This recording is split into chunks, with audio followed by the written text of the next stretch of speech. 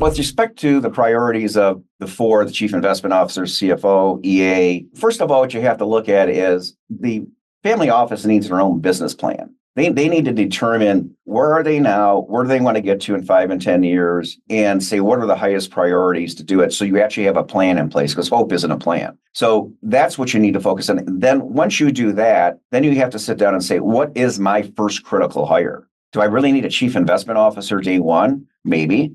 Maybe I don't need a CFO. Maybe I can use a part-time CFO until we get things going. Maybe I can outsource certain things. So I don't think there's any one formula that works, across the board. I will say this, you need to make sure of two things in a family office. One is you have to make sure that your taxes are taken care of in a big time, because remember, the government is a partner of yours day in and day out, depending on where you live, up to 50% of whatever you make. And two is you have to have good numbers to make decisions on. So those two things are critical. You can outsource both of those, or you can have them internally. But I've always been the proponent that whatever the most important factor to you is, you have to have it internal. Okay, because you can't outsource that, because no one will do exactly what you want them to do. Those people have to be with you all the time to understand how the family wants to run things, because it's more than just the numbers. It's a way of doing things. It's a way of communicating. I might communicate with you, Kate, differently than I do with my partner, John, and that's all fine, but I need to understand that. I need to do it in a way that